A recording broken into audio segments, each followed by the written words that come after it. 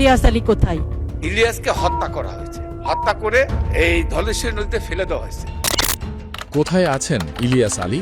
তিনি কি আসলেই পৃথিবীর আলো বাতাসে বেঁচে আছেন, নাকি 14 বছর আগেই তাকে চিরতরে শেষ করে দেওয়া হয়েছে? 2012 সালের 17 এপ্রিলের সেই রাতে ঠিক কী ঘটেছিল? এক দশকেরও বেশি সময় ধরে বিএনপির এই সাংগঠনিক সম্পাদকের গুমের ঘটনা নিয়ে শুধু রহস্যের জালই বোনা হয়েছে, কিন্তু আসল সত্য পুরোপুরি সামনে আসেনি। আয়নাঘরের দরজা খোলার পরও যখন তার দেখা মিলল না, তখন সবার মনেই প্রশ্ন জেগেছিল, মানুষটা গেল কোথায়? সম্প্রতি আটক হওয়া সাবেক শীর্ষ সামরিক কর্মকর্তার মুখ থেকে এমন সব তথ্য বেরিয়ে আসছে যা শুনলে চমকে যাবেন। রাষ্ট্রের সর্বোচ্চ পর্যায় থেকে কিভাবে নিখুঁত ছক কষে একজন প্রভাবশালী নেতাকে দুনিয়া থেকে সরিয়ে দেওয়া হলো, এবং তার শেষ পরিণতি কিভাবে ধলেশ্বরী নদীতে গিয়ে ঠেকল, সেই ঘটনার আদ্যপ্রান্ত জানতে হলে ভিডিওটি একদম শেষ পর্যন্ত দেখতে হবে। কে এমন কাজ করল, আর কেনই বা ইলিয়াস আলীকে টার্গেট করা হলো?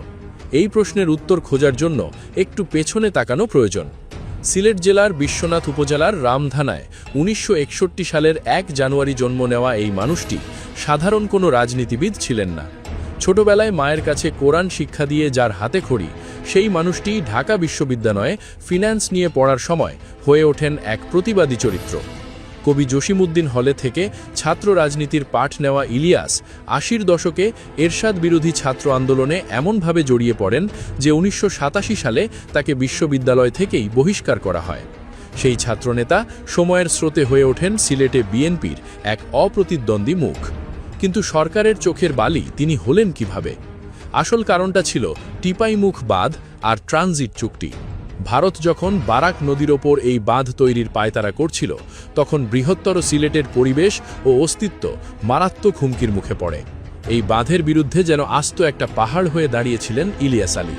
তিনি পুরো সিলেট অঞ্চলকে এক করে ফেলেন, দিনের পর দিন লং মার্চ করেন, রাজপথ কাঁপিয়ে তোলেন। পাশের একটি দেশের সাথে সরকারের ট্রানজিট ও ট্রান্সশিপমেন্ট চুক্তির বিরুদ্ধেও তিনি ছিলেন আপোষহীন। আর ঠিক এই জায়গাতেই তিনি তৎকালীন সরকার এবং ওই প্রতিবেশী দেশের স্বার্থে সবচেয়ে বড় বাধা হয়ে দাঁড়ান। তাকে কোনোভাবেই যখন থামানো যাচ্ছিল না, তখন সিদ্ধান্ত হয় তাকেই চিরতরে রাস্তা থেকে সরিয়ে দেওয়ার। কিন্তু এই গুমের নির্দেশ কে দিল? গুমের সেই নীল নকশা আসলে তৈরি হয়েছিল ক্ষমতার একেবারে শীর্ষবিন্দু থেকে। সম্প্রতি গ্রেপ্তার হয়েছেন ডিজিএফআই এর সাবেক প্রধান অবসরপ্রাপ্ত লেফটেন্যান্ট জেনারেল শেখ মামুন খালেদ। রিমান্ডে তার কাছ থেকে এমন সব তথ্য বের হচ্ছে যা চমকে দেওয়ার মতো। জিজ্ঞাসাবাদে তিনি জানিয়েছেন, ইলিয়াস আলীকে গায়েব করার গ্রিন সিগন্যাল এসেছিল তৎকালীন প্রধানমন্ত্রী শেখ হাসিনার কাছ থেকেই। সরকার প্রধানের রোষানলে পড়ার পর তৎকালীন ডিজিএফআই প্রধান এবং র্যাবের মহাপরিচালককে সরাসরি নির্দেশ দেওয়া হয় এই মিশন সফল করার জন্য। শেখ মামুন খালেদ নিজেকে বাঁচানোর জন্য অন্যদের ওপর দায় চাপানোর চেষ্টা করলেও তিনি স্বীকার করেছেন যে এই অপারেশনের জন্য আগে থেকেই গোয়েন্দা সংস্থা আর র্যাবের একটা বিশেষ টিমকে ব্রিফ করে তৈরি রাখা হয়েছিল। সার্বিক দিক নির্দেশনা তিনি নিজেই দিয়েছিলেন। এমনকি ডিজিএফআই এর 2 জন মেজরকে দায়িত্ব দেওয়া হয়েছিল শুধু প্রযুক্তিগত দিকগুলো সামলানোর জন্য।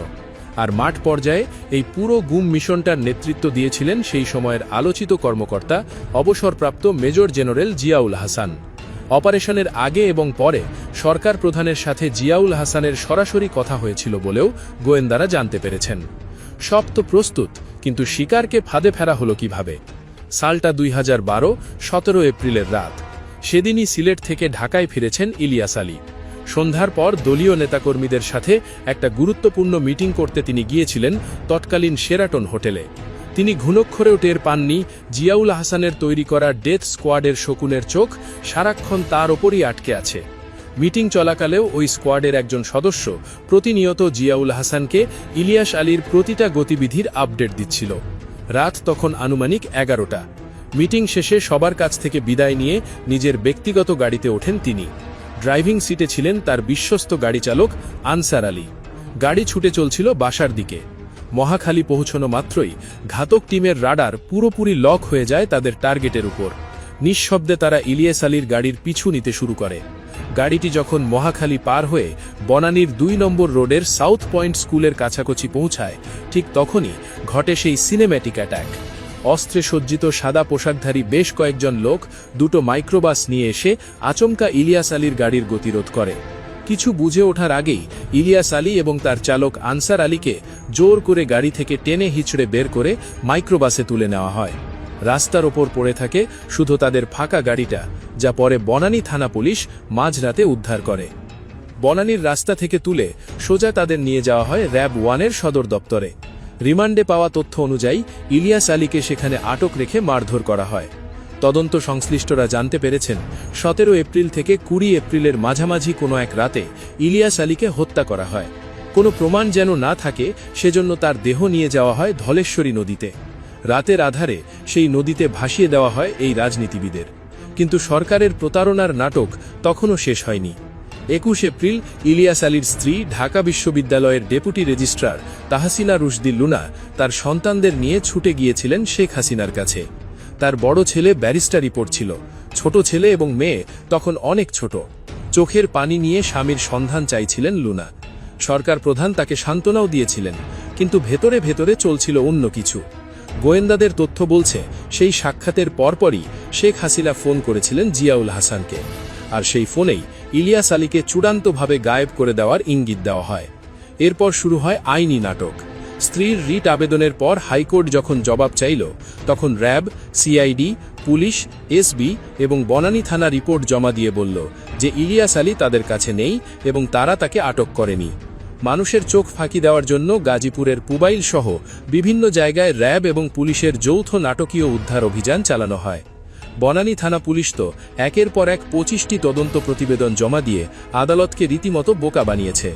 দীর্ঘ 14 বছর ধরে তার পরিবার, কর্মী, সমর্থক সবাই একটা মিথ্যা আশায় বেঁচে ছিল। গণ অভ্যুত্থানের পর যখন আয়নাঘর থেকে অনেকে ফিরে আসছিলেন, তখনও লুনার মনে আশা ছিল হয়তো তার স্বামী ফিরে আসবেন। এমনকি জাতীয় সংসদে দাঁড়িয়েও তিনি প্রশ্ন করেছেন, আমার স্বামী ইলিয়াস আলী কোথায়? কিন্তু বাস্তবতা হল, যাকে 14 বছর আগেই নদীতে ভাসিয়ে দেওয়া হয়েছে, সে কিভাবে ফিরবে? এই গুমের খবরটা প্রথম ছড়ানোর পর দেশে টানা 5 দিন এবং সিলেটে 6 দিন হরতাল পালিত হয়েছিল। ইলিয়াসের জন্মস্থান বিশ্বনাথে পুলিশ, সরকারি দল এবং জনতার মাঝে ত্রিমুখী সংঘর্ষ হয়। পরিস্থিতি এতটাই উত্তপ্ত হয়েছিল যে আন্দোলনকারীদের মামলার আসামি বানিয়ে বিশ্বনাথের 7 জন ইউপি চেয়ারম্যানকে বরখাস্ত করা হয়। এই ঘটনার প্রতিবাদ করতে গিয়ে বিএনপির তৎকালীন ভারপ্রাপ্ত মহাসচিব মির্জা ফখরুল ইসলাম আলমগীর সহ অনেক শীর্ষ নেতাকে জেলে যেতে হয়। জাতিসংঘ, যুক্তরাষ্ট্রের স্টেট ডিপার্টমেন্ট থেকে শুরু করে হিউম্যান রাইটস ওয়াচ সহ সবাই এই গুমের তীব্র নিন্দা জানিয়েছিল। তারা সরাসরি র‍্যাবের দিকে আঙুল তুলে স্বাধীন তদন্তের দাবি করেছিল। এমনকি যুক্তরাজ্যের পার্লামেন্টেও এই বিচার বহির্ভূত গুম নিয়ে বিতর্ক হয়েছিল, কিন্তু তৎকালীন সরকার এসবের কোনো তোয়াক্কাই করেনি। কিন্তু সময় সব সময় একরকম থাকে না। শেখ মামুন খালেদ গ্রেপ্তার হওয়ার পর এখন তাকে বারবার রিমান্ডে নিয়ে জেরা করা হচ্ছে।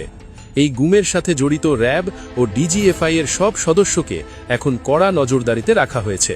এদের অনেকেই দেশ ছেড়ে পালিয়েছেন, কেউ গা ঢাকা দিয়েছেন, আবার অবাক করার বিষয় হল অনেকেই এখনও চাকরিতে বহাল তবিয়তে আছেন।